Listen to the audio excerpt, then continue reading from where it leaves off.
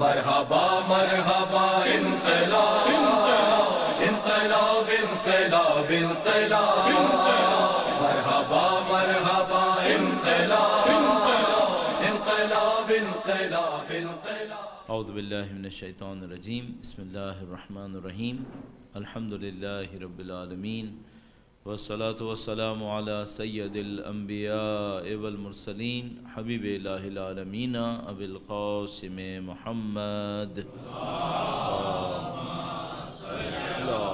محمد وآل محمد وعجل وعلى آلہ الطیبین الطاہرین سیما بقیۃ اللہ فی الارضین قال اللہ تعالی فی کتابہ الکریم بسم اللہ الرحمن الرحیم ونريد أن نمن على الذين استضعفوا في الأرض ونجعلهم أئمة ونجعلهم الوارثين. ایک بار پھر درود بھیجے گا محمد و آل محمد اللہم صلی علی محمد و آل محمد وعجل فرجهم.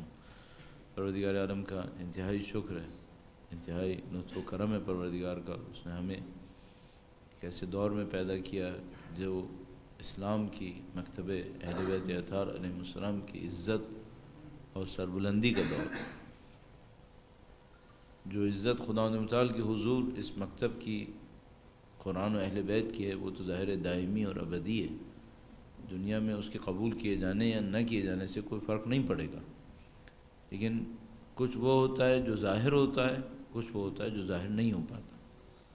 یہ وہ دور ہے جس میں ظاہر بھی ہو رہا ہے، اور الحمدللہ رب العالمین جس طریقے سے مکتب کے حقائق، مکتب کے دعاوی لوگوں کے سامنے ثابت ہوتے جا رہے ہیں، اس اعتبار سے بہت خوش قسمتی ہے. ہم لوگوں کے لیے اس دور میں رہتے ہوئے دین پر عمل کرنا آسان ہو گیا ہے. جب دین کامیابیاں دے رہا ہو تو پھر کوئی کیوں عمل نہیں کرے گا؟ ہاں وہ وقت ہوتا نعوذ باللہ کہ جب دین کے نام پہ سخت وقت تھا، جب دین کے نام پر کامیابی کی کسی داستان کو سننا دیکھنا مشکل پڑ رہا تھا، ہاں وہ ایک اور وقت تھا.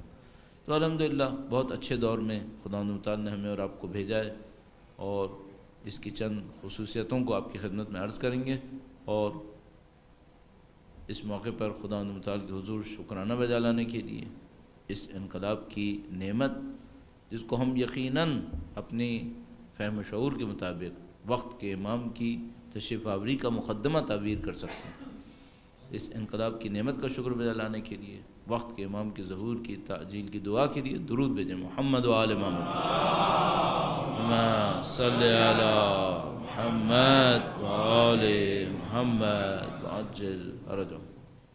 چند منٹس انقلاب کی خصوصیات کے اوپر بات کرتے ہیں، پھر جو انقلاب نے جس طریقے سے چیلنجز کا مقابلہ کیا اس کے اوپر گفتگو کریں گے، اور اس کے بعد یہ دیکھتے ہوئے کہ ہم اس سے کیا سبق حاصل کر سکتے ہیں اس کے اوپر چند منٹ بات کریں گے. انقلاب کی نوعیت کیا ہے؟ اور اس سے پہلے ایک اور بہت بڑا سوال ہے، وہ یہ ہے کہ انقلاب کے جتنے بھی نعرے تھے وہ عدل و انصاف کے اوپر مبنی تھے. دین کے اندر بہت سارے نعرے ہیں. دین کے اندر ایک نعرہ ہے کہ اقیموا الصلاۃ، نماز قائم کرو. دین کے اندر ایک نعرہ ہے کہ حج کرو. دین کے اندر ایک نعرہ ہے عدل قائم کرو، اعدلوا هو اقرب للتقوی، عدل کرو یہ تقوی کے نزدیک ہے. عدل کی کیا حیثیت ہے؟ بھئی ایک آدمی معاشرے کے اندر نماز قائم کرتا ہے، نماز پڑھ رہا ہے، روزہ رکھ رہا ہے، حج کرتا ہے، یہ کہ سوسائٹی میں عدل نظر آئے، اس کی کیا حیثیت ہے؟ کیوں اتنا اہم ہے؟ یعنی خدا متعال جب اپنی طرف سے حاکم معین کرتا ہے تو فرماتا ہے کہ اے داؤد ہم نے تم کو خلیفہ بنایا، اب تم لوگوں کے درمیان عدل و انصاف کا حکم کرو. ہم نے تمہیں خلیفہ بنایا. یہ خدا متعال کو عدل و انصاف کی اتنی خواہش کیوں ہے؟ اور عدل و انصاف اتنا مشکل کیوں ہے؟ اب آپ تصور کریں خدا متعال کی خواہش ہے کہ لوگ اقامہ نماز کریں. اقیم الصلاۃ فرماتا ہے، اقامہ نماز کر سکتے ہیں. اقامہ نماز آپ شخصی طور پہ بھی کر سکتے ہیں، انفرادی طور پہ بھی کر سکتے ہیں، لیکن جیسے ہی خدا متعال کہتا ہے اعدلوا، عدل کرو، اب یہ شخصی طور پر ہو نہیں پائے گا، اب یہ معاشرے کے اندر ہوگا. اگر میں اپنے گھر کے اندر عدل کروں، باہر سارا ظلم ہو، کیا خدا مجھ سے قبول کرتا ہے؟ نہیں، سید الشہداء کے گھر میں ظلم نہیں تھا، ہو بھی نہیں سکتا تھا، پاک و پاکیزہ طہارت پہ مبنی گھر تھا، آسمانوں سے برتر گھر تھا ان کا، اس گھر میں کہاں ظلم کا کوئی چانس تھا؟ کیا یزیدی ظلم ان کے گھر پہ آ سکتا تھا؟ نہیں آ سکتا تھا، لیکن معاشرے میں ظلم تھا، چونکہ معاشرے میں ظلم تھا، سید الشہداء نے فرمایا کہ میں اس پہ خاموش نہیں بیٹھ سکوں گا، میں اس پہ آواز اٹھاؤں گا، اور یہ انبیاء کی فطرت تھی، انبیاء کا طریقہ کار ہی یہی تھا۔ مثلا جب خداوند متعال حضرت موسیٰ علیہ السلام کے مناجات کو سنتا ہے، کس طرح وہ خداوند متعال کے حضور گریہ و آہوزاری کرتے ہیں، ان کو مقام طوا کے اوپر بلایا، مثلا اس وادی مقدس کے اندر بلایا، پہلا حکم کیا دیا؟ کہا اذهب الى فرعون انه طغى، اس کو پکڑو، اس نے طغیان مچایا ہوا ہے۔ تو خداوند متعال نے حضرت موسیٰ علیہ السلام کی مناجات، ان کی عبادات، ان کے تقوی، زہد، پرہیزگاری، ان سب کے ساتھ کس چیز کا حکم دیا؟ کہ اس ظالم کا گریبان پکڑو۔ یہ تمام انبیاء کی تاریخ کے اندر ہے۔ حضرت ابراہیم علیہ السلام، کتنی داستانیں خداوند متعال حضرت ابراہیم علیہ السلام کی نماز شب کی سنا سکتا تھا، ان تمام کے مقابلے میں اس نے اٹھا کر جس داستان کو سب سے تفصیل سے بتایا وہ یہ کہ ابراہیم نے میری خاطر بت توڑے تھے، ظالموں کا مقابلہ کیا تھا۔ خدا کو عادل اتنا کیوں پسند ہے؟ اور پھر ہم تو الحمدللہ رب العالمین ایک انقلاب کو اپنی آنکھوں کے سامنے دیکھ رہے ہیں، ایک مرجع تقلید کو دیکھتے ہیں، وہ اپنی پوری زندگی اس کے اوپر لگاتے ہیں، پورا ایک نظام اس کے اندر تشکیل پاتا ہے، یہ ساری چیزیں ہم دیکھ رہے ہیں۔ الحمدللہ رب العالمین ہم دیکھ رہے ہیں کہ شرق و غرب سے اسلام کے چاہنے والے سمجھ رہے ہیں کہ اس کی اہمیت کتنی ہے، لیکن اپنے اندر ایک سوال کرنا پڑتا ہے، اس کی اہمیت کیا ہے؟ اس کی اہمیت کو سمجھنے کے لیے ہمیں ایک نقطے کی طرف جانا پڑے گا، وہ یہ کہ اصل زندگی ہے کیوں؟ خدا متعال نے اس پوری کائنات کو تشکیل دیا ہے، اور اس پوری کائنات کو فرماتا ہے کہ جو تشکیل دینے والا خالق ہے وہ کہتا ہے عدل کرو۔ کیوں؟ تو اب چند منٹس میں بس آپ کی خدمت میں اس کو عرض کرنے کی کوشش کرتا ہوں۔ خدا متعال انسانوں کو آزاد دیکھنا چاہتا ہے، انسانوں کو کمال کی طرف بڑھتا دیکھنا چاہتا ہے۔ اصل کور آف ایشو، اصل ایشو یہ ہے۔ خدا متعال کیا چاہتا ہے؟ فرماتا ہے انا للہ، کہو کہ انا للہ و انا الیہ راجعون، ہم خدا سے آئیں، خدا کی طرف جائیں گے۔ کیا مطلب؟ ہم خدا کی کمال مطلق سے ناشی ہوئے ہیں، وہیں سے ہماری ابتدا ہوئی ہے، اور اسی کمال مطلق کی طرف ہمارا سفر ہے۔ بیچ میں دنیا آئی ہے، ایک کمال مطلق سے ہم نکلے ہیں جس نے ہمیں خلق کیا ہے۔ اب ہم سب کو اس میدان میں لا کر کہا تم بھی کمال مطلق کی طرف چلو۔ ہم سب کا کام یہی ہے۔ جنت کیا کھانے پینے اور سونے کی جگہ ہے؟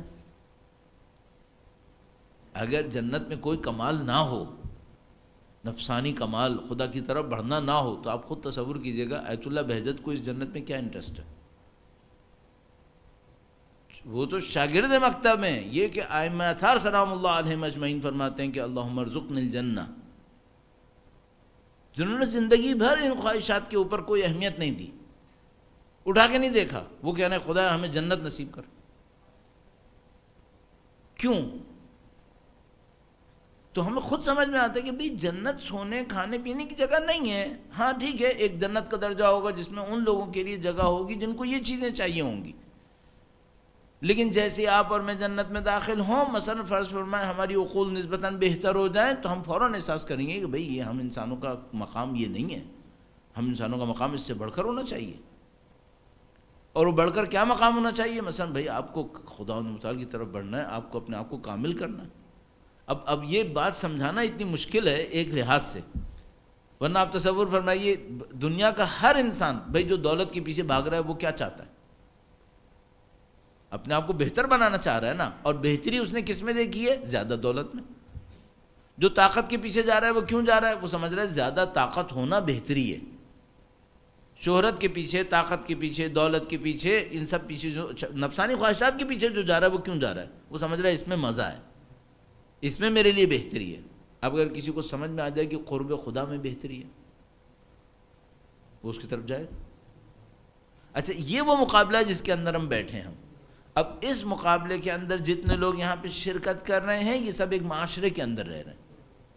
اگر معاشرے میں ظلم ہو، انسان آسانی سے خدا کی طرف جائیں گے، یا عدل ہو تو آسانی سے جائیں گے؟ بس اصل پوائنٹ یہاں پر ہے۔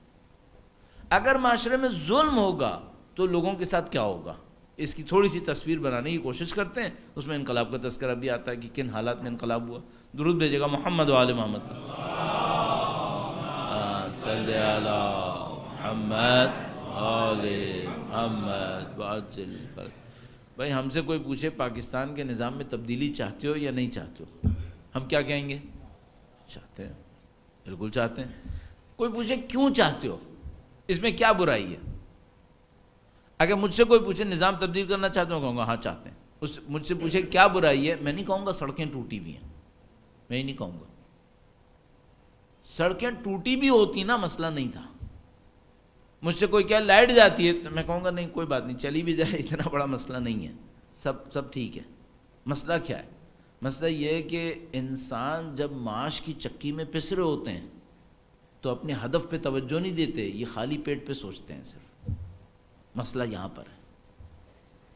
جب انسان کے سامنے نفسانی خواہشات کا بازار گرم ہوتا ہے تو کنٹرول اور تزکیہ نفس ہاتھ سے نکل جاتا ہے، اصل مقابلے میں ناکام ہو جاتے ہیں. اصل مقابلہ کیا تھا؟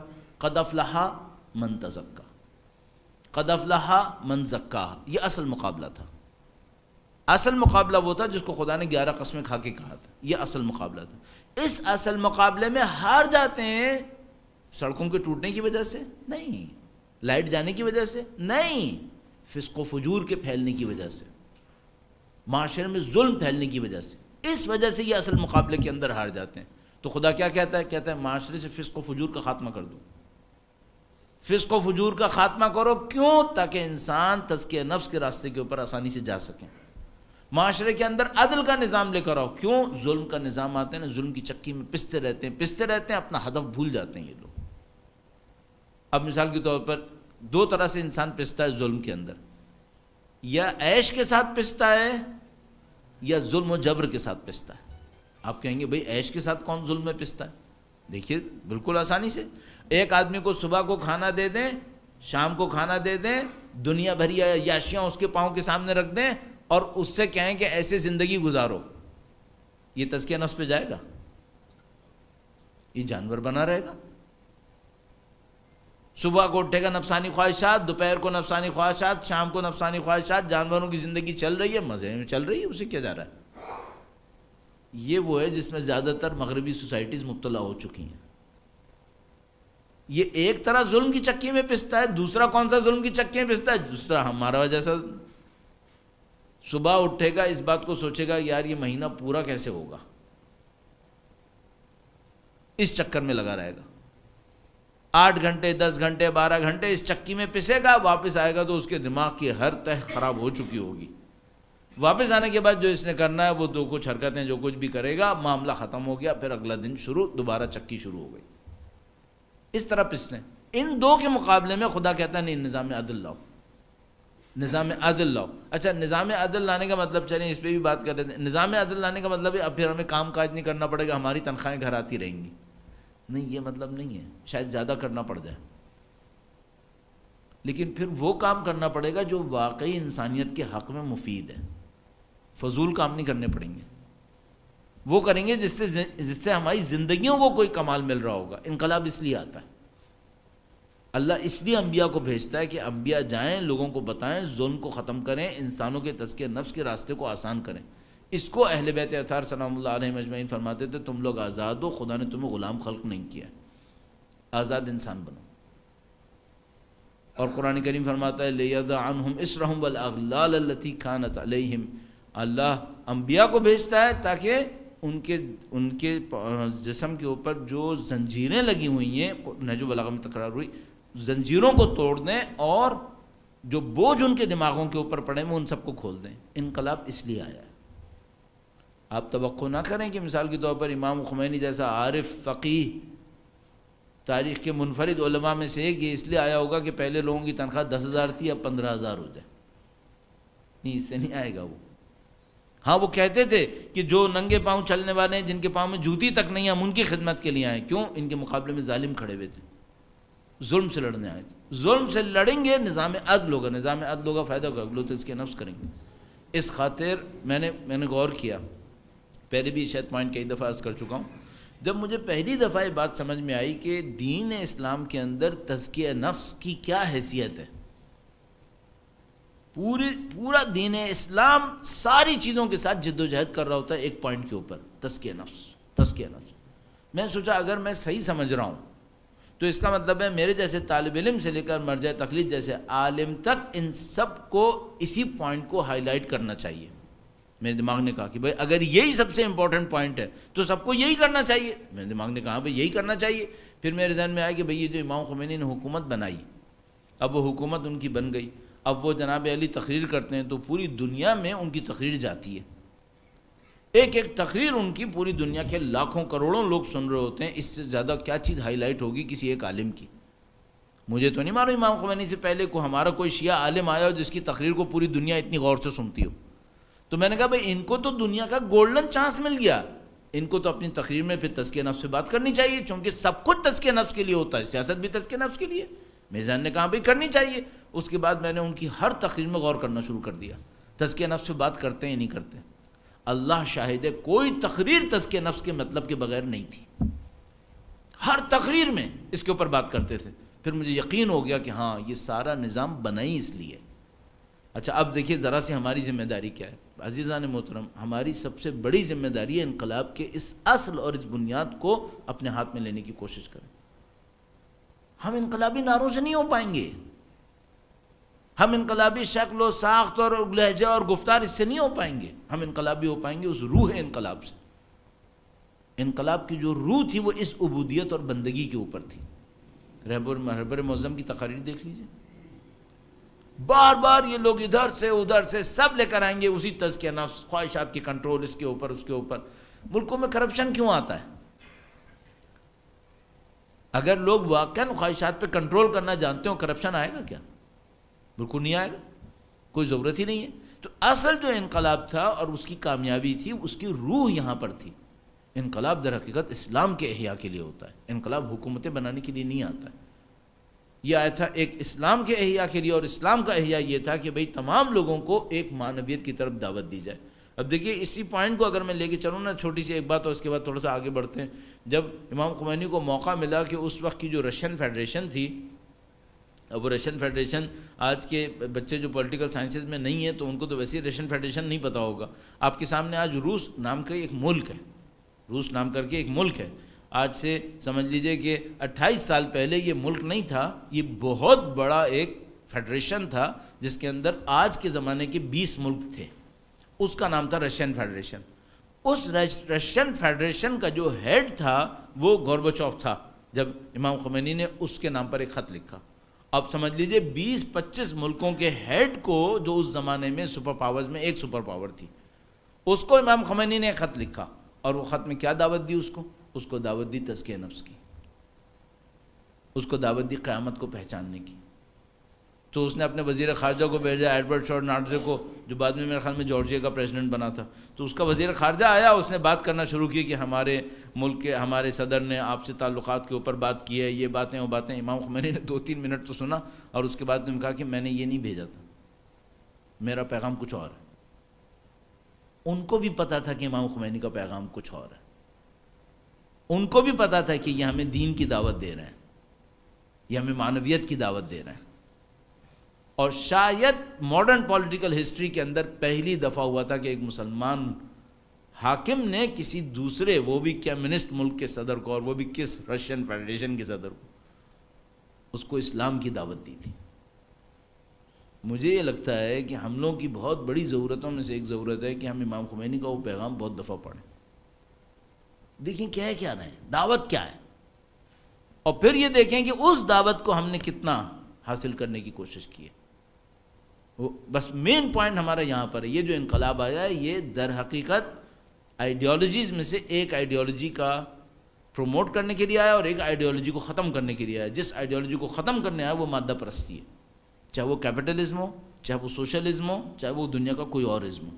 جتنی بھی آئیڈیالوجیز مادہ پرستی کے اوپر مبنی ہیں ان سب کا انکار کرتے ہوئے یہ ایک آئیڈیالوجی کو پروموٹ کرنے آیا۔ وہ کون سا ہے؟ وہ ہے خدا پرستی، عبودیت اور بندگی۔ اور اس عبودیت و بندگی کا چونکہ اس کا خاصہ یہی ہے، اصل انقلابی وہ ہوگا جو اس روح عبودیت اور روح بندگی کو اپنے اندر لانے کی کوشش کرے گا، تب تو میں اور آپ اس انقلاب کو سمجھ پائیں گے. ہمیں شہداء بھی سمجھ میں آئیں گے، شہداء کی معنویت بھی سمجھ میں آئے، سب سمجھ میں آ جائے گا.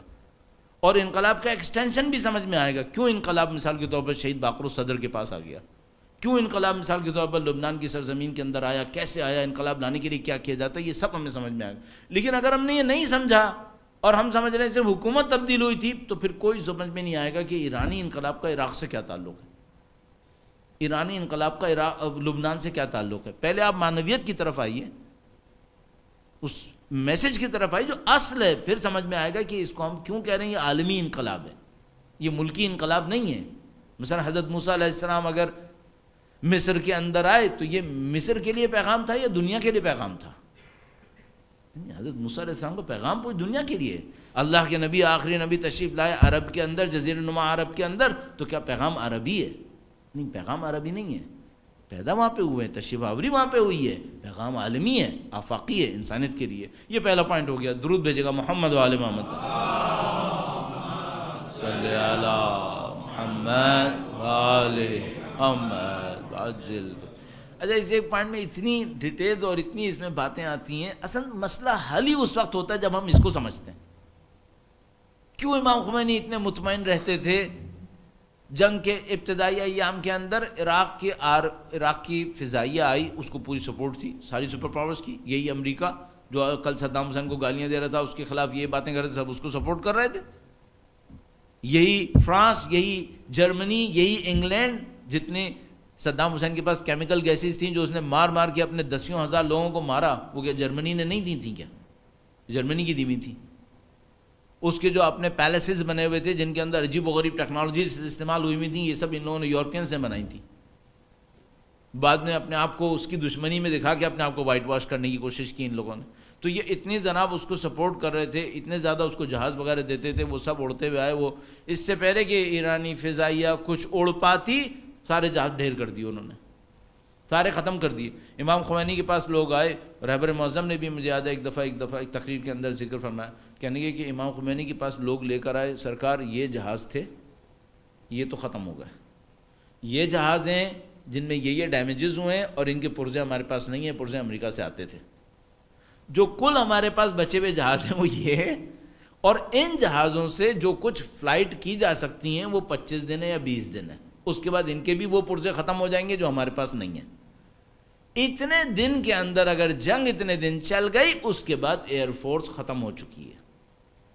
اب آپ کو ایک ایسے دشمن سے لڑنا ہے جس کے پاس پوری ایئر فورس ہے، اور آپ کے ایئر فورس میں 10 طیارے نہیں ہوں گے جو ان کے سامنے کھڑے ہوں. اب سرکار یہ دیکھ لیں کہ 25 دن میں آپ کی ایئر فورس تو ختم ہو گئی ہے، باقی آپ نے جنگ لڑنا ہے نہیں لڑنا ہے. اب کوئی بتائے تو کیسے بتائے ان کے سامنے جا کے کہ کیا کہیں، کہ اب ان کا بھی تو ایک وقار اور یہ سب ان کے سامنے رکھا معاملے کو. انہوں نے کہنے کہ پھر کیا ہوا؟ ہاں صاحب پھر کیا ہوا؟ ایئر فورس ہے ہی نہیں، پھر ایئر فورس نہیں ہو تو جنگ کہاں سے لڑیں گے؟ کہنے کہ ہم جنگ خدا کے لیے لڑ رہے ہیں، ہمیں ایئر فورس کے ہونے نہ ہونے سے کوئی فرق نہیں پڑے گا. عام آدمی یہ باتیں کر سکتا ہے؟ اللہم صلی علی محمد و آل محمد وعجل. میں آپ سے یہ باتیں کرنے لگوں نا تو آپ کہیں گے مولانا کو کچھ ہو گیا ہے، طبیعت خراب ہو گئی ہے، ان کو سمجھ میں ہی نہیں آ رہی ایکویشن کہ دنیا میں جنگ کیسے لڑی جاتی ہے. کوئی آرمی کا سنے گا نا تو وہ یہی کہے گا. اچھا، اس کو نہیں پتا کہ یہ اس کو سب کچھ پتا ہے جنگ کیسے لڑی جاتی ہے. تمہیں تو صرف دنیا کی جنگیں لڑنا پتا ہے نا، اس کو یہ پتا ہے فرشتے کیسے آتے ہیں. اس وجہ سے یہ کہہ رہا ہے کہ فضائیہ کے ہونے نہ ہونے سے مجھے کوئی فرق نہیں پڑے گا، مجھے کچھ اور چاہیے. کاش ہمیں یہ سمجھ میں آ جائے روح انقلاب کہاں پر ہے. اور پھر میں عرض کروں گا، پھر یہ ہو کہ ہم جتنا کچھ کر رہے ہوتے ہیں نا اس کا 10% کریں، لیکن ٹو دا پوائنٹ کریں، پھر ہماری پروڈکٹیوٹی بہت زیادہ ہے. اور یہ سب تجربے دیکھیں الحمدللہ ہمارے سامنے اب نزدیک 40 سال ہو رہے ہیں انقلاب کو، اس نے بہت تجربے دیے ان لوگوں کو. تو یہ پہلا پوائنٹ ہو گیا، عبودیت، بندگی، تہذیب نفس، یہ ہماری اساس ہے، یہی ہماری بنیاد ہے، اسی سے یہ انقلاب رونما ہوا ہے، ورنہ نہیں ہو سکتا تھا یہ ساری باتیں. دوسری بات جو بہت زبردست اور بہت امپورٹنٹ بات ہے، دشمن کے مقابلے کے لیے، دشمن کے بہت پرانے ایک حربے کو نپٹانے کے لیے آپ کی خدمت میں اس کو مختصر عرض کروں گا. درود بھیجے گا محمد و آل محمد. صلی علی محمد و آل محمد وعجل فرق. پہلے بھی کئی دفعہ اس کو مختلف حوالوں سے آپ کی خدمت میں عرض کر چکا ہوں. دشمن ہمیں کیسے شکست دے سکے گا یا کیسے دے سکا ہم جیسوں کے معاملے میں؟ ان لوگوں کی تعداد کتنی ہے؟ مثلا جو دشمن ہوتا ہے، استکبار ہوتا ہے یا ظلم ہوتا ہے، کتنی تعداد ہوگی دنیا کے اندر؟ جو دنیا کی اس وقت کی اسٹیٹسٹکس ہیں، اصل دنیا کے جو لٹیرے ہیں، اگر ان کو ہم جرات کے ساتھ لٹیرے کہہ دیں، 1% بھی نہیں ہے. 1%. یعنی اگر دنیا کے اندر آبادی فرض کر لیں 7 ارب ہے تو ہم یہ کہیں کہ بھائی وہ جو لٹیرے ہیں وہ سارے جمع کر لو. کتنے ہوئے؟ یہ 7 کروڑ بھی نہیں ہے جو واقعاً اس نظام ظلم سے فائدہ اٹھا رہے. 1% بھی نہیں ہے. یعنی عالم یہ ہے کہ آپ دنیا کے 100 ٹاپ کے دولت مندوں کو جمع کر لیں تو 80-85% آبادی کے پاس جتنا پیسہ ہے وہ 100 ٹاپ کے دولت مندوں کے پاس ہے. اور وہ کس طرح سے ہے اور کیوں ہے وہ ایک عجیب داستان بنی ہوئی ہے. اچھا یہ تعداد میں اتنے کم ہیں، اتنی بڑی دنیا ہے، اس کے اوپر حکومت کرتے ہیں، یہ کرتے کیسے ہیں؟ اگر گیم فیئر ہو تو یہ حکومت کر سکتے ہیں کیا؟ کوئی چانس نہیں ہے. آخر ایک آدمی 99 لوگوں کے اوپر، ایک آدمی 99 لوگوں کے اوپر حکومت کرے، کوئی چانس ہے کیا؟ نہیں ہے کوئی چانس. تو ان کا چانس بنا کیسے؟ چانس چھوڑو، ان کی تو حکومت قائم ہوئی ہوئی ہے. پاسبلٹی کی بات نہیں ہو رہی ہے، ریالٹی کی بات ہو رہی ہے. پاسبلٹی سے کراس کر چکا ہے. ریالٹی ہے کہ یہ لوگ حکومت کر رہے ہیں 1%، 99% کے اوپر. کیسے کر رہے ہیں؟ اب آپ کو یہ دیکھنا پڑے گا کہ بھئی ان کے جو انسٹرومنٹس ہیں وہ کیا ہیں. 2-3 انسٹرومنٹ ہیں جس سے یہ کرتے ہیں. نمبر 1، سب سے بڑا انسٹرومنٹ، بہت معذرت کے ساتھ تھوڑا سا ایک کیا پہلو ایک ڈال دوں آپ کی خدمت میں. میں نے ایک دفعہ ایک پولیس والے سے کہا، ایک بندے خدا سے کہا، پولیس والا نہیں تھا وہ، ایک پولیس والے بندے خدا ہوتے ہیں لیکن ذرا ان کی بندگی تھوڑی سی ڈفرینٹ ہوتی ہے.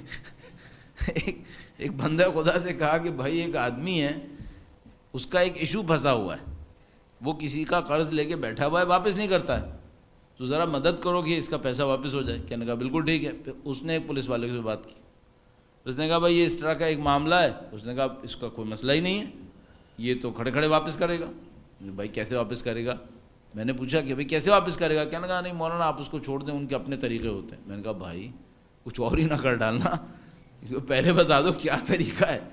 کہنے کہا دیکھیے یہ اس کو بلائے گا اور پہلے 15-20 منٹ آدھا گھنٹہ اس کی پھونک نکالے گا. میں نے کیا مطلب؟ میں نے کہا مارے گا. کہنے کہا نہیں مارے وارے گا نہیں، اس کی پھونک نکال دے گا. میں نے کہا بھائی آخر پھونک نکال دے گا مطلب کیا ہے؟ کہنے کا اس کا کانفیڈنس ختم کر دے گا. وہ کیسے کرے گا؟ گالیاں بکے گا. کیا کہ اس کو گالیاں بکے گا، اس کو ذلیل کرے گا، اس کو موت دکھائے گا، اس کو کہے گا میں تمہارے باپ کے ساتھ یہ کر دوں گا، میں یہ کر دوں گا. میں نے کہا بھائی خدا کا واسطہ یہ کیا ہو رہا ہے؟ کہنے کا نہیں کرے گا کچھ نہیں، صرف بولے گا. تو میں نے کہا اچھا اس بولنے کے بعد کیا ہوگا؟ کہنے کا مولانا آدھے گھنٹے میں اس کا سارا کانفیڈنس ختم ہو چکا ہوگا، یہ فلیٹ ہو جائے گا. فلیٹ ہونے کے بعد کیا ہوگا؟ جو یہ کہے گا وہ یہ کرے گا، مارے وارے گا کچھ نہیں، صرف سنائے گا اور سنا کے اس کے کانفیڈنس کو ختم کر دے گا، کچل دے گا اس کی پرسنالٹی کو، بھول جائے گا اس کا کیا عزت، اس کا کیا احترام. اور اس کے بعد جو اس کو کہے گا یہ کرے گا. میں نے جب پہلی دفعہ یہ بات سنی تو مجھے یہ سمجھ میں آیا کہ یہ ظالم مظلوموں کے اوپر حکومت کیسے کرتے ہیں. ایسے کرتے ہیں، یہ قوموں سے ان کا اعتماد چھین لیتے ہیں، ان کی عزت چھین لیتے ہیں، ان کا وقار چھین لیتے ہیں. عزت، وقار، اعتماد، فخر سب ختم ہو جاتا ہے. پھر قوم کیا ہو جاتی ہے؟ فلیٹ. جو کہو گے کرے گی، جہاں دھکا دو گے چلی جائے گی.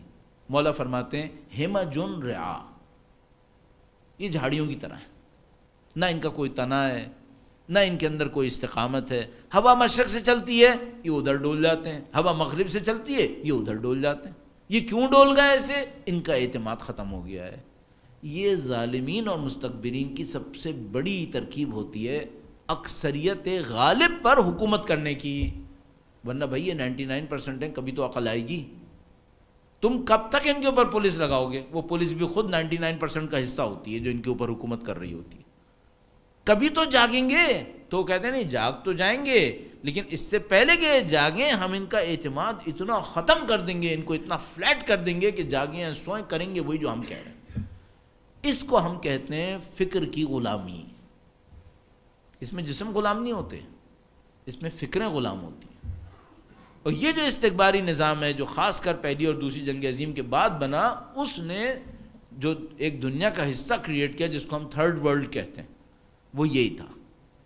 انہوں نے تھرڈ ورلڈ کریٹ کی. تھرڈ ورلڈ معمولاً وہ ملک تھے جن کے اوپر کسی زمانے میں مغربی مستعمرین نے آ کر یہاں پر حکومت کی تھی.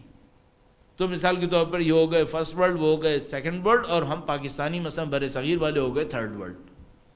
اچھا یہ جو تھرڈ ورلڈ ہے یہ کون ہے؟ یہ ہمیشہ اپنا قبلہ ڈھونڈیں گے انگلستان میں، واشنگٹن میں، ماسکو میں. یہ اپنا قبلہ وہاں لندن میں ڈھونڈیں گے. ان کے دماغ غلام رہیں گے. یہ ان کی جیسی حرکتیں اور نقل کرنے میں اپنے لیے فخر محسوس کریں گے. لندن میں ان کو اپارٹمنٹ اپنی مسجدوں سے زیادہ عزیز ہوں گے. یہ فکری غلامی. اب وہ کبھی لندن ہوگا، کبھی وہ دبئی ہوگا، کبھی وہ شارجہ ہوگا، ان کے ساتھ ہوگا یہی. یہ غلام رہیں گے. یہ قوموں کے اوپر حکومت کرنے کا سب سے آسان نسخہ ہوتا ہے، اکثریت غالب پر حکومت کرنے کا. میں کئی دفعہ یہ اسٹیٹسٹکس آپ کی خدمت میں عرض کر چکا ہوں کہ جب گورے ہمارے یہاں آ کر حکومت کر رہے تھے تو ان کی تعداد کتنی تھی اور ہماری تعداد کتنی تھی، کیسے حکومت کر گئے. ایران میں اسی طریقے سے تھا. امریکہ ایران میں آیا ہوا تھا، انہوں نے قانون بنایا، وہ یہ کہ اگر کسی امریکن نے کسی ایرانی کو قتل بھی کیا تو امریکن کے اوپر قانون نافذ نہیں ہوگا.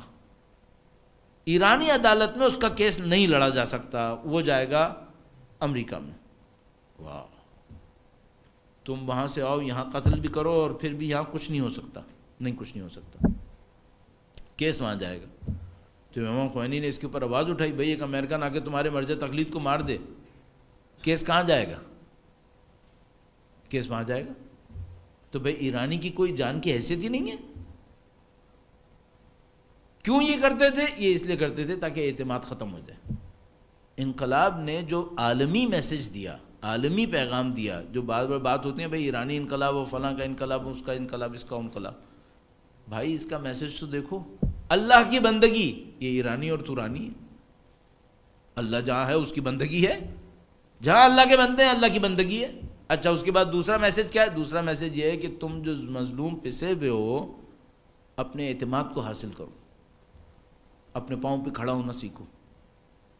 اس میں ایرانی اور عراقی کا فرق ہے کوئی نہیں، سب کے لیے ایک ہی پیغام ہے. پاکستانی کے لیے بھی یہی پیغام ہے. آپ اور میں جو یہاں پر ہیں ہم سب کے لیے ایک ہی پیغام ہے. وہ کیا پیغام ہے؟ بھائی کسی پہ انحصار مت کرو، اپنے پاؤں پہ خود کھڑے ہو، اپنے اوپر انحصار کرو، سب کے دوست بنو، سب سے جا کے ملو، سارے کام کرو، لیکن اپنے اوپر یقین رکھو. خدا نے پیدا کیا آخر، کمزوری کے ساتھ تھوڑی پیدا کیا ہوگا. جتنی کمزوری مجھ میں دوسری اس میں بھی ہوگی، جتنی طاقت اس کے اندر ہے اتنی میرے اندر بھی ہوگی. انقلاب نے جو سب سے بڑا کارنامہ کیا میرے اپنے خیال میں اس اللہ کی بندگی کے بعد، وہ ہے کہ قوم کو اعتماد دے دیا، کانفیڈنس دیا. اس کانفیڈنس کا کیا نتیجہ ہوا؟ ایرانی یہ سمجھ گئے کہ ہم سب کچھ کر سکتے ہیں، سب کچھ کر سکتے ہیں. اب اس کی ایک مثال میں آپ کی خدمت میں عرض کر دوں گا. درود بھیجے گا محمد و آل محمد. اللہم صلی علی محمد و آل محمد وعجل فرج. صاحب 8 سال جنگ چلی، پوری دنیا کی طاقت، اگر میں پوری دنیا کو تھوڑا سا گھسیٹ رہا ہوں تو بالکل صحیح گھسیٹ رہا ہوں، پوری دنیا کی طاقت صدام حسین کے ساتھ تھی سپورٹ کرنے کے لیے. اس کے بعد یہاں پر ایرانی، اور وہ بیچارے ایرانی انقلاب کے بعد جس کی نہ کوئی انڈسٹری نہ کچھ وہاں پہ کوئی فیسلٹی، وہ کھڑے میں ان سے لڑنے کے لیے. اب وہ جناب مقابلے کے لیے حاضر ہیں کہ ہم اللہ کی خاطر ہم لڑیں گے. اس قوم نے اپنے پاؤں پہ کھڑے ہونے کا ارادہ کیا، پوری دنیا کے سینکشنز کے ساتھ، پوری دنیا کی تمام تر اقتصادی پابندیوں کے ساتھ اپنے پاؤں پہ کھڑے. کہاں تک پہنچ گئے؟ اچھا اب ہم لوگوں میں سے بعض کی، بہت معذرت کے ساتھ عرض کر رہا ہوں، غلامی کا یہ عالم ہے کہ فتح بھی ان کو قبول نہیں ہو پاتی. یعنی بالکل ایسے ہی جیسے ایک آدمی غلام تھا، اس کے پاؤں میں ہاتھ میں ہتھکڑیاں، پاؤں میں بیڑیاں، وہ ایک جیل کے اندر بیٹھا تھا، انقلاب آ گیا، جیل توڑ دیا گیا، اس کی زنجیریں کھول دی گئیں، وہ ابھی بھی جیل کے سیل میں بیٹھا ہے کہ میں تو ساری زندگی یہیں بیٹھا تھا، میں باہر جا کے کیا کروں گا۔ اتنا غلام ہو گیا ہے کہ آزادی بھی اس کو سمجھ میں نہیں آ رہی ہے۔ ہم میں سے بعض کے ساتھ یہ بیماری لاحق ہو گئی ہے، انہیں سمجھ میں نہیں آ رہا کہ بھائی طاقت مل گئی ہے، طاقت مل گئی۔ کیا نشانی ہے طاقت ملنے کی؟ 1988 میں ایران عراق جنگ ختم ہوئی تھی، 1990 میں امریکہ نے عراق کے اوپر حملہ کیا تھا۔ اصل حملہ ایران کے اوپر تھا کہ ایران میں گھسنا تھا ان کو، یہ 1990-91 کی بات ہے۔ اس وقت سے لے کر اب تک 28 سال ہو رہے ہیں۔ اس 28 سال میں امریکہ کیا چاہتا تھا؟ امریکہ چاہتا تھا ایرانی نظام ختم ہو جائے، اتنا لشکر لے کر آیا۔ اس زمانے میں 32 ملکوں کا الائنس بنایا تھا جب 1990 میں عراق کے اوپر حملہ کیا تھا۔ 32 کنٹریز کا الائنس تھا، کس سے لڑنے کے لیے؟ صدام تو 5 دن ریزسٹ کر کے مر گیا تھا، 5 دن کی ریزسٹنس میں معاملہ ختم ہو گیا تھا۔ اصل حملہ تھا ایران کی طرف آنے کے لیے، نہیں آ سکے۔ اب اس واقعے سے لے کر اب تک 28 سال ہو گئے، پتہ نہیں کتنی فوج مڈل ایسٹ کے اندر رکھی ہوئی امریکہ نے، کس کام کے لیے؟ کبھی تو موقع ملے۔ اچھا اب ایک سوال ہے، مارتے کیوں نہیں؟ آؤ مارو بھئی، جب ایگریمنٹس وغیرہ ہونے تھے تو اس وقت کیا نہیں کہ ہم نے سارے آپشنز ٹیبلز پہ رکھے ہوئے ہیں، تو میرے جیسا آدمی کہتا ہے ٹیبل پہ نہیں رکھو، کر کے دیکھو۔ ٹیبل پہ کیوں رکھ رہے ہو؟ کرو نا۔ اچھا 28 سال میں مارا کیوں نہیں؟ پرسوں کے واقعے نے بتایا مارا کیوں نہیں۔ امریکہ کے پاس جو بہترین جہاز ہیں ان میں سے ایک F-16 ہیں، جو اسرائیل کے پاس 200 سے زیادہ ہیں، 200 سے زیادہ۔ یہ F-16 پرسوں اڑا ہے شام کے اوپر حملہ کرنے کے لیے، شام پہ حملہ کرنے آیا۔ شام کے پاس کوئی ماڈرن ٹیکنالوجی نہیں ہے۔ اچھا اس شام کے اندر حزب اللہ بیٹھی بھی ہے، حزب اللہ بھی ایران نہیں ہے، حزب اللہ ایران کی سپورٹڈ ایک پارٹی ہے، وہ شام میں بیٹھی بھی ہے۔ انہوں نے کہا کہ بھائی ایسا ہے، ہم نے پرسوں ارادہ کیا ہے کہ ہم گیم کے رولز کو چینج کر رہے ہیں، گیم کے رولز کو چینج کر رہے ہیں۔ اس کو تھوڑا سا میں آپ کی خدمت میں عرض کروں تاکہ اس واقعے کی اہمیت بھی ہمیں سمجھ میں آ جائے گی۔ آپ سمجھ رہے ہیں، پھر تھوڑا سا میں تشریح عرض کر دوں گا۔ درود بھیجے گا محمد وآل محمد،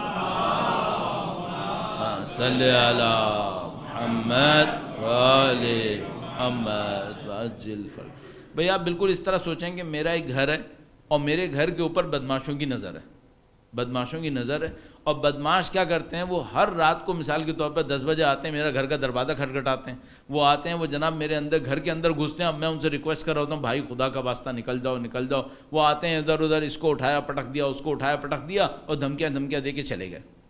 ہر روز کا دستور یہی ہے کہ بھائی وہ آئیں گے، دھمکیاں دیں گے، چلے جائیں گے۔ میں بھی بیچارہ مظلوم، میں بیٹھا ہوا ہوں کہ بھائی کوئی میری مدد کرنے والا نہیں ہے، میں کیا کروں اس کے مقابلے میں۔ اچھا اب ایک دن کیا ہوا، میں نے سوچا کہ نہیں بس انف از انف، اب جو ہونا تھا وہ ہو گیا، اب آج سے مجھے طاقت پکڑنی ہے۔ آپ نے فلموں وغیرہ کے اندر دیکھا ہوگا یہ منظر کہ مثلا اب وہ آئے بدماش، اسی طرح 10 بجے وہ کھڑا ہو گیا، کہنے لگا دیکھو بھائی آج سے معاملہ ختم، اب میں لڑوں گا۔ انہوں نے کہا نہیں تو کیا کر لے گا، پھر انہوں نے اس کو دھکا دیا، اب وہ جناب جیسے وہ فلموں کے اندر وہ ہیرو بن گیا، اس نے اس کو یہ کر دیا وہ کر دیا۔ ہم سمجھتے ہیں تو فلموں میں تو ہوتا ہی رہتا ہے۔ اب دیکھیے ہوا کیا، اسرائیلی شام کی حکومت کی کمزوری سے فائدہ اٹھاتے ہوئے ریگولر اپنے جہاز بھیجتے تھے شام کے اندر۔ اچھا شامی حکومت پھنسی ہوئی تھی القاعدہ اور دوسرے ٹیررسٹ وغیرہ سے لڑنے کے اندر، تو وہ اس وائلیشن کے اوپر ریئیکٹ نہیں کرتے تھے۔ اسرائیلی طیاروں کو کسی مزاحمت کا سامنا نہیں کرنا پڑتا تھا، وہ آتے تھے، گھومتے گھماتے تھے، کہیں مارنا تھا مار کے چلے جاتے تھے۔ یہ ریگولر چند سال سے کام تھا، جب تک شام کی حکومت مضبوط تھی ان کی جرأت نہیں تھی کہ اندر آئیں۔ جیسے انہوں نے شام کی حکومت کو کمزور ہوتا دیکھا تو انہوں نے اپنے حق کو بڑھا لیا، ظلم کو بڑھا لیا، اور کہا تمہارا حق انہوں نے ظلم کو بڑھایا، اس کے حق کو پامال کیا، اس کے حق کو پامال کیا، ہم تمہارے وائلیشن کریں گے، اور ہمیں معلوم ہے تم کمزور ہو، تم کچھ نہیں کر پاؤ گے۔ تو شامی کچھ نہیں کر پاتے تھے، وہ بیٹھے رہتے تھے، دیکھتے تھے بھائی وہ آئے اور آسمان کے اوپر مارا موری کر کے چلے گئے۔ اچھا اب شامیوں نے 80% علاقہ واپس لے لیا، 80% علاقہ واپس لے لیا۔ ان کو پتہ ہے کہ بھائی اب ہمارے پاس طاقت واپس آ گئی، الحمدللہ بارڈرز ہماری سیکیور ہو گئی ہیں، ٹیررسٹ کو ہم نے انہیں علاقوں سے نکال دیا، اب وہ جن علاقوں میں ہمیں تھریٹ نہیں کر رہے۔ اب انہوں نے کیا کیا، شامیوں نے کہا کہ ایسا ہے کہ اب ہم اپنی پرانی طاقت کو ریسٹور کریں گے۔ پرانی طاقت ریسٹور کیا کریں گے؟ بھائی ہمارا ملک ہے، آپ کا جہاز ہمارے ملک کے اندر آیا کیوں؟ تو انہوں نے کیا کیا، انہوں نے اب جو اسرائیلی آئے تو انہوں نے F-16 گرا دیا۔ F-16 گرا دیا۔ F-16 گرانے کا مطلب کیا ہے؟ اس کا مطلب یہ ہے کہ اب وہ اسرائیلیوں سے کہہ رہے ہیں کہ بیٹا یہ آپ کی بارڈر ہے، اب ادھر ہی رہنا، آئندہ آئے اور گریں گے۔ گیم چینج ہو گیا ہے۔ شامی اپنی حکومت کے اور اپنی اقتدار کی نمائش کر رہے ہیں، صحیح ہے۔ اچھا اب اسرائیل کے ساتھ ایک اور مصیبت ہے، اب F-16 سے اوپر لائے گا کیا لائے گا؟ میزائل مارے گا، اس کو پتہ ہے میں نے میزائل مارے، کتنے میزائل ماریں گے میرے اوپر؟ یہ مصیبت ہے۔ یہاں سے اسرائیل کی ایک نئی ہسٹری شروع ہو رہی ہے۔ پرسوں کا دن بہت زبردست دن تھا، اور میرا اپنے خیال ہے کہ انہوں نے چھانٹ کر ایران کی سالگرہ کے نزدیک کا دن انتخاب کیا ہے گیم چینج کرنے کے لیے۔ شامیوں نے ان کو بہت زبردست میسج دیا ہے کہ تم لوگوں کی طاقت کا دور ختم، اب ہماری طاقت کا دور ہے، ہم طے کریں گے کہ تم کس جگہ تک آ سکتے ہو اور کس جگہ تک نہیں آ سکتے۔ اب یہاں پہ ایک بات دیکھنی پڑے گی، کیا اسرائیل جنگ شروع کرے؟ جہاز گرا دیا نا آپ کا، آپ آئیں 5 جہاز اور بھیجو، 10 جہاز اور بھیجو، مارو ان کو کہ انہوں نے تمہارا جہاز گرایا تھا، کرے؟ کیوں نہیں کرے گا؟ اس کو پتا ہے ابھی تو ایک گرا ہے، تھوڑی سی بے عزتی ہوئی ہے، ابھی کل 5 گر گئے، پھر کیا ہوگا؟ اب دبنا ہے، اب دبنا ہے۔ یہاں سے نئی کہانی شروع ہوتی ہے۔ امریکن نے ڈرون بھیجا ایران کو، ایرانیوں نے کیا کیا؟ ڈرون کو کیپچر کیا، اپنے زمین کے اوپر بالکل صحیح سالم اتار لیا، اور ڈرون بھیجنا ہے، معاملہ ختم ہو گیا، صحیح ہے۔ اب میں ایک بات پوچھوں گا، تمہارے پاس سب سے اچھا ایکوپمنٹ تھا F-16، شاید اس سے بہتر بھی ہو، لیکن ابھی F-16 کے اوپر بات، F-16 بھیجا، انہوں نے گرا لیا، کس نے گرایا؟ ایرانیوں نے گرایا؟ نہیں، ایرانیوں کے سپورٹڈ شامیوں اور حزب اللہ نے گرایا۔ اب سمجھ میں آ رہا ہے امریکی F-16 ایران کیوں نہیں آ رہے ہیں؟ کیا لاؤ گے؟ ان کے تربیت یافتہ لوگ تم کو ٹف ٹائم دے گئے، اب تمہارے پاس ہے کیا؟ یہ وہ جگہ ہے جہاں پر ایران کھڑا ہے اس وقت۔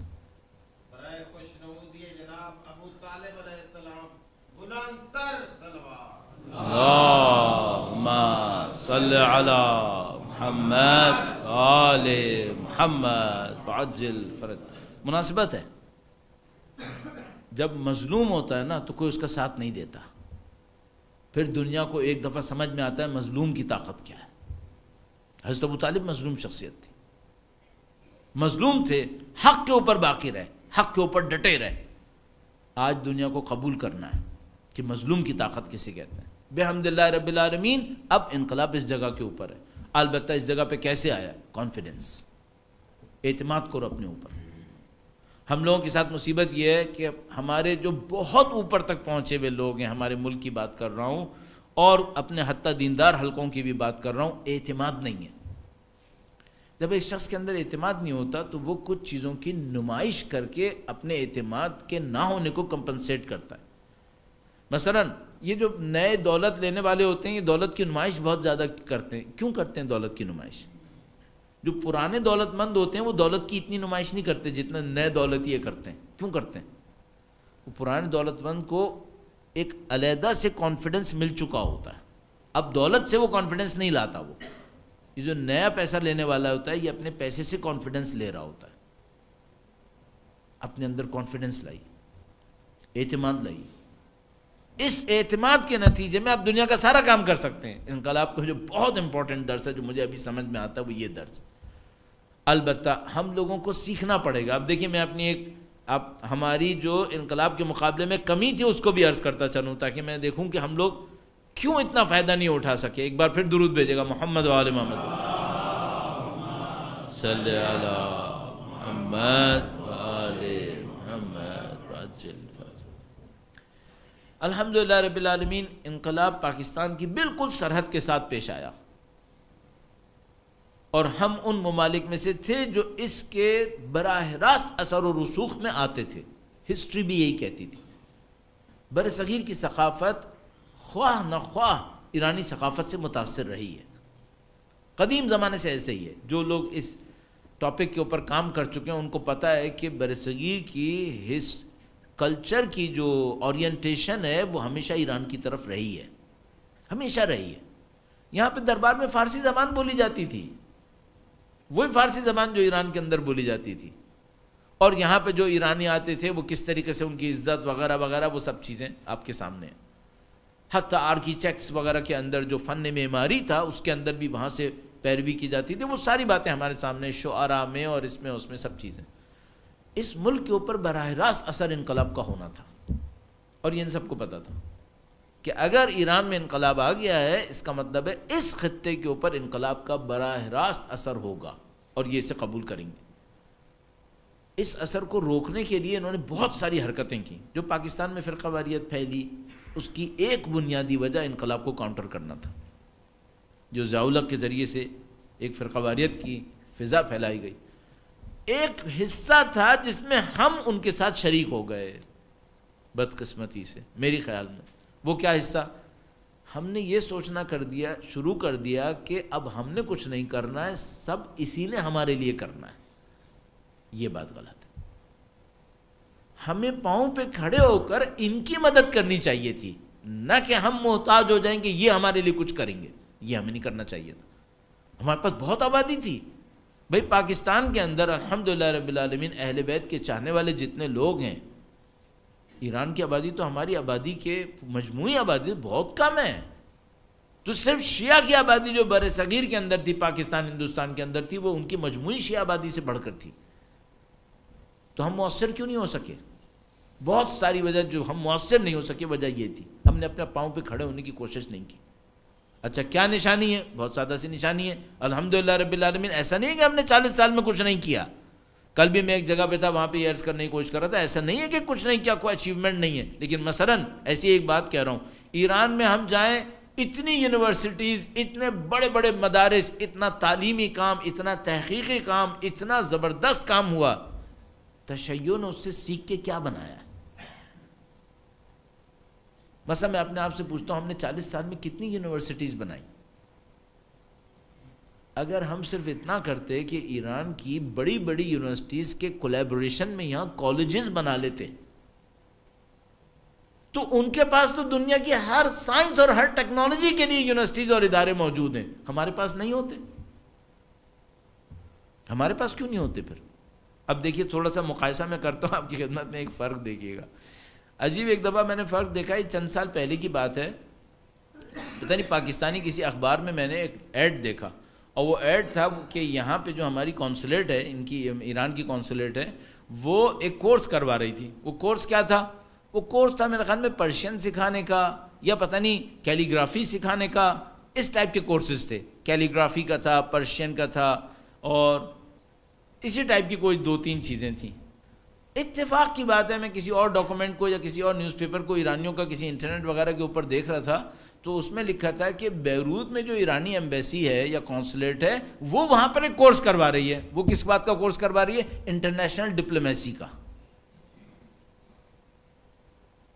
کیوں ان کو انٹرنیشنل ڈپلومیسی کا کورس اور ہمیں کیلیگرافی اور فارسی کا؟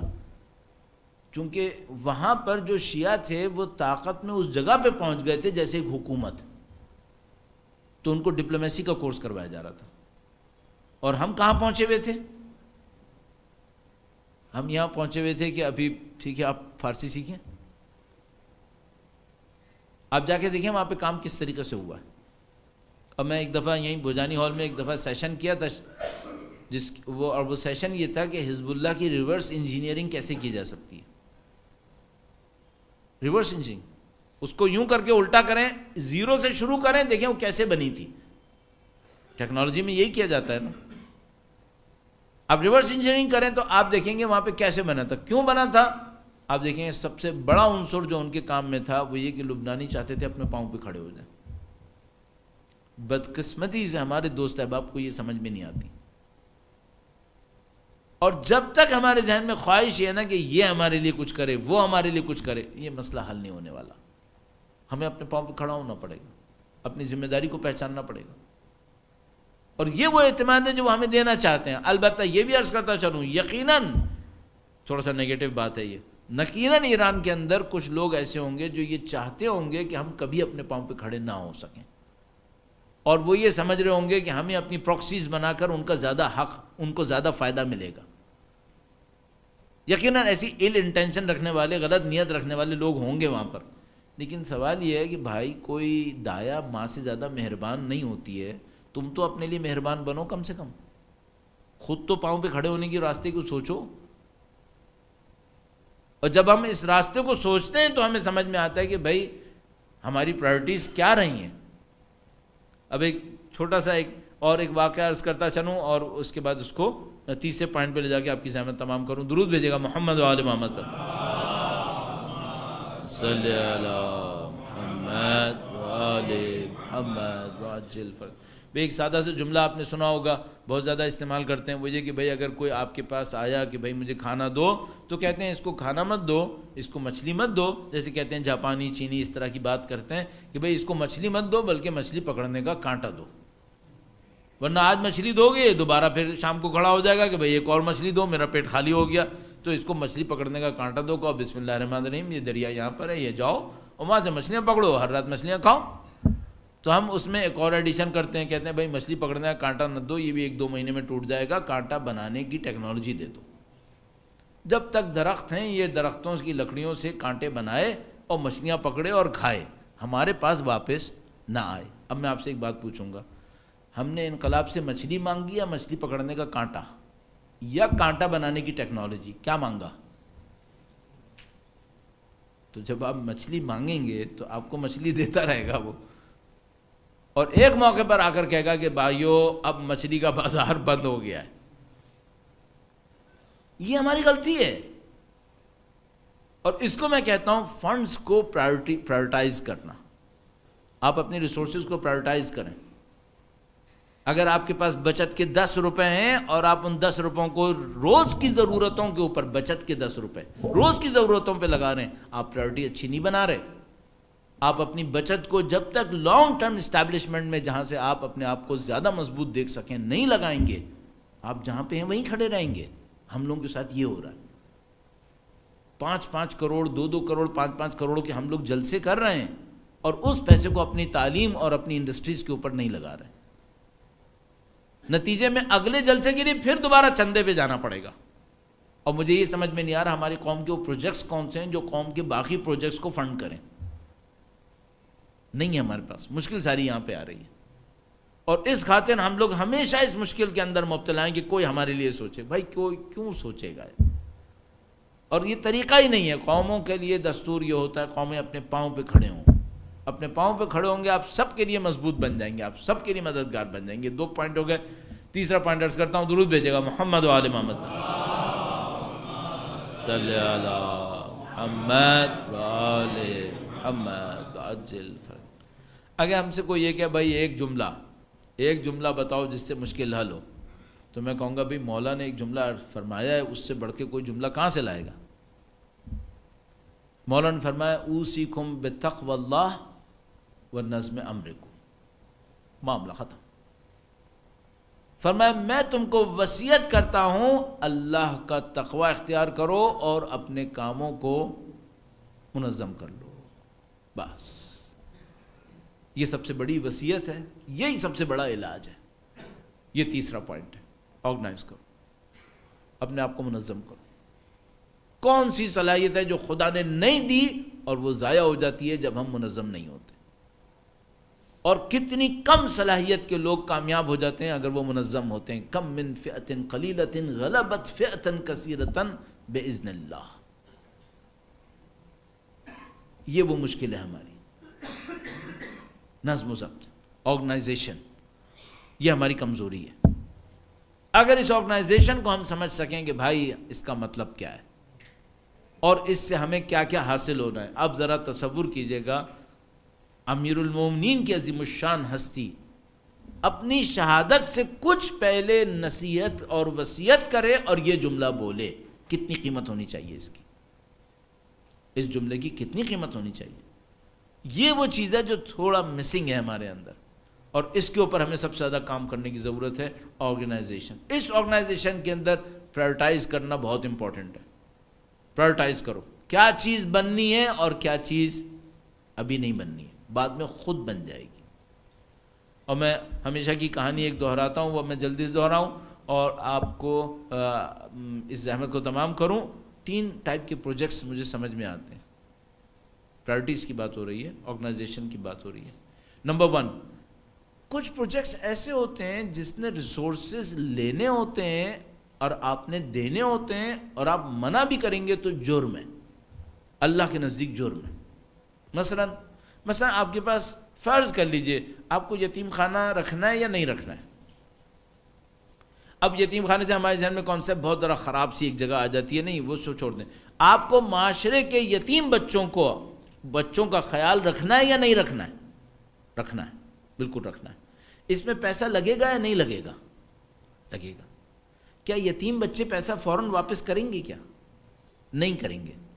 لگانا واجب ہے یا نہیں ہے؟ بہت واجب ہے، واجب ہے، اتنا واجب ہے کہ امیر المومنین نے کہا تمہیں خدا کی قسم یتیموں کا خیال رکھنا، ایسا نہ ہو یہ درماندہ رہ جائیں، بے آسرا رہ جائیں، کوئی ان کا دیکھنے والا نہ ہو۔ کیوں؟ امام کی نظر صرف اس پہ نہیں ہے چند یتیم بچوں کے ساتھ، ان کو پتہ ہے پھر قوم کے ساتھ کیا ہوگا، یہ قوم ختم ہو جائے گی۔ اگر وہی لہجہ استعمال کرتے ہیں اللہ اللہ فی القرآن، وہی لہجہ استعمال کرتے ہیں اللہ اللہ فی الایتام، تمہیں خدا کی قسم یتیموں کا خیال رکھنا، خدا کی خاطر یتیموں کا خیال کرنا۔ اچھا یہ پروجیکٹ پیسہ لے گا، لے کوئی مسئلہ نہیں ہے، اس میں دین کا حکم ہے، اس میں پیسہ لگانا واجب ہے، یہ پرائرٹی ہے۔ پیٹ کاٹ کے لگانا پڑے، ہاں پیٹ کاٹ کے لگا دو، کوئی مسئلہ نہیں ہے، اللہ نے کہا ہے، اللہ سے بڑھ کر تو میں مصلحت کو جج نہیں کر سکتا ہوں۔ اس کے بعد کچھ پروجیکٹس آتے ہیں عزیزان محترم کہ جو انیشیلی پیسہ لیتے ہیں پھر پاؤں پہ کھڑے ہو جاتے ہیں۔ مثال کے طور پر آپ ایک کارخانہ لگائیے، شروع میں پیسہ لے گا، بعد میں پیدا کرے گا، پاؤں پہ کھڑا ہو جائے گا، وہ اپنا چلے گا۔ اسکول لگا لیجئے، شروع میں پیسہ لگے گا، بعد میں پاؤں پہ کھڑا ہو جائے گا، چلے گا۔ یونیورسٹی لگا لیجئے، شروع میں پیسہ لگے گا، پھر بعد میں اس کے آرگنائزیشن سسٹمز فلاں بنائیں گے آپ، کہیں نہ کہیں اپنے پاؤں پہ کھڑا ہو جائے گا۔ کس طریقے سے کھڑا ہوگا وہ اللہ جانتا ہے، مجھے کیسے کرنا ہوتا ہے۔ تیسرا ایک پروجیکٹ ہوتا ہے جو باقی 2 پروجیکٹس کے لیے پیسہ بناتا ہے۔ آپ نے ایک بزنس شروع کیا ہے، اس بزنس میں آپ نے پیسہ لگایا ہے، اس پیسے سے آپ نے کیا کرنا ہے؟ اس سے آپ نے اپنی عیاشیوں پہ خرچ کرنا ہے؟ نہیں، اس سے آپ نے یتیم خانہ بنانا ہے، اس سے آپ نے وہ سیکنڈ پروجیکٹ کے لیے پہلی فائنینس کو تیار کرنا ہے۔ یہ تیسرے پروجیکٹ قوم کے پاس ہیں یا نہیں ہیں؟ مشکل یہاں پھنسی ہوئی ہے۔ ہمارے پاس کوئی کانسیپٹ اس قومی سطح پر اس تیسرے پروجیکٹ کے لیے نہیں ہے۔ ہمارے پاس قومی سطح پہ جتنی فکر آ رہی ہے، اگر آئی یا پہلے کے لیے آ رہی ہے یا دوسرے کے لیے آ رہی ہے، تیسرے پہ کوئی کام نہیں ہو رہا ہے۔ جو جتنا مجھے اندازہ ہو رہا ہے یا جو ہو رہا ہے وہ اتنا کم ہے کہ اس کو میں نظر انداز کر رہا ہوں اور کہہ رہا ہوں کوئی کام نہیں ہو رہا۔ یہ ہماری مشکلات میں سے ایک مشکل ہے۔ یہ جو تیسرے ٹائپ کے پروجیکٹس ہیں یہ بہت امپورٹنٹ ہے۔ یہ صرف پیسے کا بھی معاملہ نہیں ہے، یہ ہیومن ریسورسز بھی ہیں۔ یہاں پر ہیومن ریسورسز بھی ہیں کہ بھئی انسانوں کی تربیت کیسے اس انداز میں کی جائے کہ پھر ہمارا معاشرہ آگے بڑھ سکے۔ خلاصہ کلام عزیزان محترم، تیسری چیز جو ہمیں سکھاتی ہے وہ نظم و ضبط ہے۔ آپ انقلاب کے اندر تشریف لے جائیے، اس کی کامیابیوں کو دیکھیے، کیسے انہوں نے جنریشنز کو تیار کیا ہے۔ اور اتنی کہانیاں سنانے کو، اور میں آپ کی خدمت میں اب میں وقت نہیں لینا چاہ رہا ہوں، 1 گھنٹہ کے قریب تقریباً ہو رہا ہے بولتے ہوئے، کہ کس طریقے سے تیار کیا، جن فیلڈز میں دنیا سوچ نہیں سکتی تھی کہ ہم لوگ آ پائیں گے۔ بچوں کے اولمپیاڈز ہوتے ہیں انٹرمیڈیٹ کے لیول کے اوپر، میتھمیٹکس، فزکس کے اور کیمسٹری کے، ذرا جا کے ان کے ریزلٹس دیکھیے، کن ایرانی بچوں کے۔ انٹرنیشنل لیول پر جو انٹرمیڈیٹ کے اولمپیاڈز ہوتے ہیں فزکس، میتھمیٹکس اور کیمسٹری کے، اس میں ان کے ریزلٹس دیکھیے۔ اچھا میں اس کو کیوں ہائی لائٹ کر رہا ہوں؟ آپ کو کسی بھی قوم کی ڈیولپمنٹ دیکھنی ہے، فیوچر کی ڈیولپمنٹ، تو جا کے دیکھیے گا۔ اب یہاں پہ تھوڑا سا ایک باریک نقطہ ہے، یہ لوگ تھیوریٹیکل فزکس اور تھیوریٹیکل میتھمیٹکس کے اندر کس لیول کے اوپر ہیں؟ تھیوریٹیکل فزکس اور تھیوریٹیکل میتھمیٹکس، کیوں؟ اس سے ساری سائنس نے بننا ہوتا ہے۔ کوئی نیا کام اگر ہونا، ایک تو آپ نے کاپی پیسٹ کرنا ہے، یہ گاڑی بن گئی تھی اس کو کاپی کرو ایک اور گاڑی بنا لو، اس میں آپ کو تھیوریٹیکل فزکس نہیں چاہیے، پریکٹیکل فزکس کافی ہے. لیکن اگر آپ یہ کہیں میں نے نئی گاڑی بنانی ہے، اب آپ کو تھیوریٹیکل فزکس چاہیے، تھیوریٹیکل میتھمیٹکس چاہیے نئے طریقے سے سوچنے کے لیے. ان کے بچے اس میں چیمپئن ہو رہے ہیں دنیا میں. اس کا مطلب کیا ہے؟ اس کا مطلب ہے ٹیکنالوجی میں فیوچر ان کے پاس ہے، ٹیکنالوجی میں فیوچر ان کا ہے. اور یہ وہ چیز ہے جو انسان کو ہمت دلا رہی ہے کہ قوم نے اعتماد پکڑ لیا ہے، اعتماد پکڑ لیا ہے. الحمدللہ رب العالمین اس تقوی اور پرہیزگاری کے نتیجے میں، اس اعتماد کے نتیجے میں اور اس نظم و ضبط کے نتیجے میں بحمدللہ رب العالمین انقلاب 40 سال گزار گیا، 40 سال گزار گیا. اور 40 سال کے بعد جس جگہ پہ کھڑا ہے، کوئی مبالغہ کیے بغیر میں آپ کی خدمت میں عرض کر رہا ہوں، دنیا کے کسی مستکبر، کسی ظالم، کسی جابر کی ہمت نہیں ہے کہ ان کے اوپر حملہ کر لے. ہرانا تو دور کی بات ہے، حملے کی بھی اب ہمت نہیں ہے ان کے اندر. اور میں نے آپ کو ایک منظر دکھا دیا کہ وہ سیریا کے اوپر F-16 اب نہیں اڑا پائیں گے، کیونکہ ان کو پتا ہے کہ اب بہت برا ہونے والا ہے یہاں پر. سوچ پائیں گے کہ ایران کی حدود کے اندر داخل ہو پائیں گے لوگ؟ یہ کہانی ہے جو اس وقت ہے. اچھا یہ سب کیوں ہے؟ لب لباب، لب لباب، یہ سب کیوں ہے؟ بالآخر اللہ کا ایک وعدہ پورا ہونا ہے. پہلے دن سے امام خمینی نے کہا تھا ہم نے یہ انقلاب کیا ہے تاکہ امام کی تشریف آوری سے پہلے تیاری کر لیں. پہلے دن سے وہ فرما رہے تھے انقلاب مہدی کا پیش خیمہ بنے گا.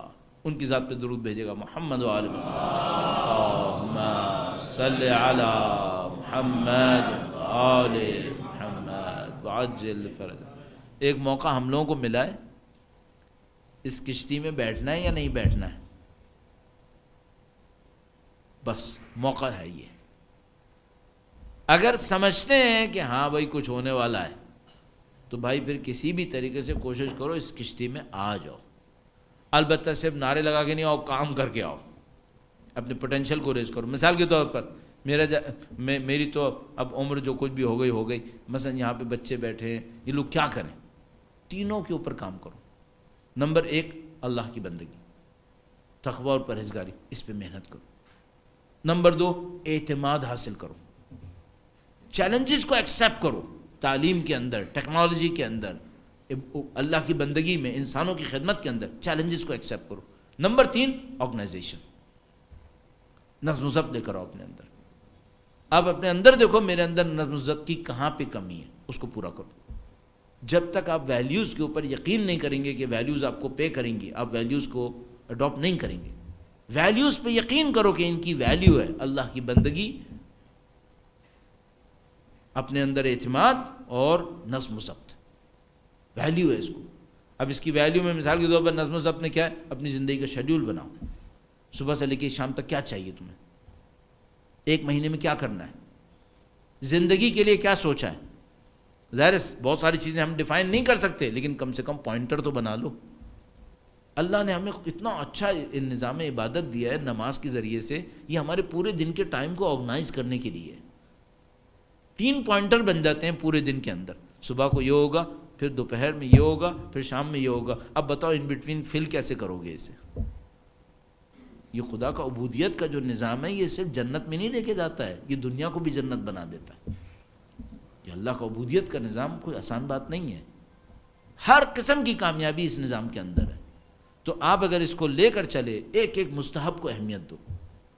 یہ لوگ جو جیتے ہیں یہ ایسے نہیں جیتے ہیں. ان لوگ، میں ایک زمانے میں اپنے جب نیا طالب علم بنا تھا، بلکہ اس سے پہلے جب پاکستان میں تھا، تو ایک واقعہ پڑھ رہا تھا اللہ کے نبی کے زمانے کا، کہ اللہ کے نبی نے کوئی پتہ نہیں کوئی گروہ بھیجا کسی جگہ کے اوپر. وہ دشمن کے سامنے گئے تو انہوں نے دیکھا ہم دشمن کے سامنے کمزوری کو احساس کر رہے ہیں.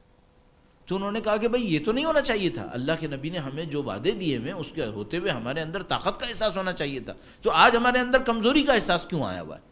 تو انہوں نے کہا کہ یقیناً ہم نے خدا کی کوئی نافرمانی کی ہے جس کی وجہ سے کمزوری آ گئی ہمارے اندر. تو انہوں نے کہا کہ بھائی وہ نافرمانی ہم سے کیا ہوئی ہے؟ اب اس واقعے کے اندر صحیح یا غلط کو چھوڑ دیتے ہیں. تو مثلا اس واقعے کے اندر تھا کہ بھئی ہم نے یہ احساس کیا کہ ہم نے ایک مستحب ترک کر دیا، ہمیں اس مستحب کو انجام دینا چاہیے. اس مستحب کو انجام دیا اور مثلا معاملے کو حل کر لیا. ابھی چونکہ واقعے کی استناد کا مجھے یقین نہیں ہے، اس لیے میں وہ نہیں عرض کر رہا ہوں مستحب کیا تھا. حق یہی ہے جب بھی آپ دیکھیں نا کہ ہم معاشرے میں کمزور پڑ رہے ہیں، سمجھ جائیے آپ نے دین میں کوئی چیز ترک کی ہے۔ اگر دین پہ عمل ہوتا یہ کمزوری نہیں آ سکتی تھی۔ اچھا کیا میں یہ کہہ رہا ہوں کہ دشمن نہیں آ سکتا تھا؟ نہیں، دشمن آئے گا۔ کیا میں یہ کہہ رہا ہوں کہ آپ شہید نہیں ہوں گے؟ نہیں، شہید بھی ہوں گے، یہ تو سب ہوگا، کمزوری نہیں آئے گی، کمزوری نہیں آئے گی۔ سید الشہداء کی طرح دشمن کے نرغے میں تھے، خیمے بھی زد میں تھے، کیا کمزوری احساس کر رہے تھے؟ نہیں، کمزوری نہیں تھی، کسی میں بھی نہیں تھی۔ اگر کمزوری احساس کر رہے ہیں نا، اس کا مطلب ہے دین خدا میں سے کچھ مس ہوا ہے، کچھ مس ہوا ہے۔ اب صرف ایک کام کریں، وہ جا کے دیکھیں دین خدا میں سے کیا مس کیا ہے جو یہ ہوا ہے۔ تو میں جو بچے یہاں پر ان کی خدمت میں بھی یہی عرض کروں گا، اپنی زندگی میں دیکھو نا کہ میں کچھ کمزوری کا احساس کر رہا ہوں، کچھ خراب ہوا ہے، کچھ میں دب گیا ہوں، اللہ کے دین کے لیے میرے اندر طاقت نہیں ہے، اس کا مطلب ہے تم نے کوئی گناہ کر دیا۔ جا کے دیکھو وہ کیا ہے۔ تو مثلا ایک واقعے کے اندر بیان کرتے ہیں، یہ جنگ معجزہ تھی۔ امام خمینی نے کئی دفعہ کہا جنگ معجزہ تھی۔ واقعاً جنگ بہت عجیب تھی، یعنی اب 20 سال کے بعد یہ بیان کرنا تقریباً ناممکن ہو گیا کہ جنگ کیا تھی۔ بحمد اللہ رب العالمین مجھے اپنی زندگی کے چند جگہوں کے اوپر جہاں فخر ہے وہ 4 سال ہیں جو جنگ کے دوران میں ایران میں تھا، تو مجھے اپنی آنکھوں سے کچھ چیزیں دیکھنے کا موقع ملا جو بہت خوبصورت چیزیں تھیں، اور اس کے ختم ہونے کے بعد ہم سوچتے تھے کہ واقعاً کہاں گیا وہ سب کچھ۔ واقعاً مشکل تھا اس سب کو ذہن میں رکھنا۔ اور ابھی بھی میں آپ کی خدمت میں عرض کر رہا ہوں، یہ جو ایران میں اتنی زیادہ کوشش کرتے ہیں، شہداء کے واقعات کو لے کر آتے ہیں، ان علاقوں میں لے کے جاتے ہیں جہاں پہ جنگ ہوئی تھی، یہ ساری باتیں کیوں کرتے ہیں؟ وہ جنگ معجزہ تھی، جنگ بہت بڑا معجزہ تھی۔ تو مثال کے طور پر مجھے یاد ہے اس کے زمانے کا ایک دکھاتے ہیں، ایک کمانڈر تھا، اور بلکہ میں کیا عرض کروں، ایک کمانڈر نے خود سنایا تھا، کہانی میں خود سنایا تھا۔ تو کہنے لگا کہ ہم ایک ٹاسک آیا ایک پلاننگ کے اندر، اور اس پلاننگ کے اندر جو تھے وہ کمانڈرز بیٹھے ہوئے تھے، تو کہنے لگا کہ میں نسبتاً جونیئر کمانڈر تھا، تو وہ جو پلاننگ تھی وہ ساری چاک آؤٹ کر کے بتائی گئی، یہ ہوگا یہ ہوگا یہ ہوگا، اور اس میں ایک جگہ تھی جو بہت بڑی سینسیٹیو جگہ بنی ہوئی تھی۔ آپ نے دیکھا نا پلاننگ کے اندر بعض جگہ پہ آ کے بالکل باٹل نیک بن جاتا ہے، اتنی پتلی سی جگہ ہوتی ہے، اگر یہ خراب ہو گئی تو سارا ہی خراب ہو گیا۔ تو وہ کوئی بہت سینسیٹیو جگہ آ گئی جہاں پہ معرکہ بہت ہی پیچیدہ ہو گیا، اور اس کے بارے میں بہت سارے پیرامیٹرز تھے جو طے نہیں تھے، یعنی رسک بھی بہت ہائی تھا۔ تو اب وہ سارے کمانڈرز میں بیٹھے ہوئے، انہوں نے کہا کہ بھائی یہ تو سب طے ہے، یہ سب تو تقسیم ہو جائیں گے، اس کا مسئلہ ہے، یہ کون لے گا، یہ پارٹ کون لے گا، کون اس کو سنبھالے گا؟ ایک کمانڈر۔ تو وہ بندہ خدا کہنے لگا کہ میں نے کہہ دیا میں کروں گا۔ کہنے لگا جب وہ میٹنگ ختم ہوئی تو انہوں نے کہا بھائی ریویو کریں جس نے جو ذمہ داری لی ہے۔ تو کہنے لگا میرے پاس میرے دوست آئے، کہنے لگا تم کو پتہ ہے تم نے کیا کیا ہے؟ یہ تم نے اپنے سر کے اوپر وہ کام لے لیا جو ہم میں سے کسی کے بس میں نہیں تھا، یہ تم نے کیا کیوں؟ کہنے لگا بس مجھے خیال آیا کہ یہ کام کرنے کا ہے، کوئی نہیں کرے گا میں کروں گا۔ تو کہنے لگا اب تم کیا کرو گے؟ کہنے لگا اب دیکھو میں کیا کرتا ہوں۔ تو پھر کہنے لگا کہ جب میں بیٹھا تو میں نے دیکھا کہ واقعاً وہ لوگ صحیح کہہ رہے تھے، یہ میں نے وہ کام لے لیا ہے جو میرے بس کا نہیں ہے۔ تو کہنے لگا میرے دماغ میں آیا کہ میں جا کے کہہ دوں بھائی میں نہیں کر سکتا۔ پھر کہنے لگا میں نے سوچا یہ بات صحیح نہیں ہے، جب میں نے کوئی ذمہ داری لی ہے تو مجھے پورا کرنا چاہیے۔ پھر اس بندے خدا نے کیا کیا، یہ خوبصورت پوائنٹ۔ کہنے لگا میں محاذ جنگ سے نکلا، محاذ سے، اب محاذ پہ کیا ہوتی ہے انسانوں کی حالت، 20 دن نہائے نہیں ہوتے، یہ نہیں ہو وہ نہیں ہو، وہاں پہ کیا حالت۔ تو کہنے لگا میں وہاں سے نکلا سیدھا گیا مشہد گیا۔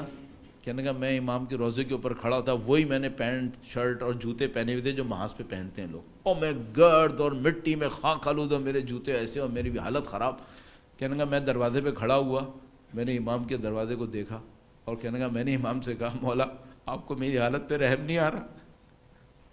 آپ میری حالت دیکھیں، میرے اندر کچھ ہے کرنے کی طاقت، آپ دیں گے تو ہوگا، اور میں آپ سے یہی مانگنے آیا ہوں کہ مولا میں کمزور ہوں، میں نہیں کر سکتا ہوں یہ سب کچھ۔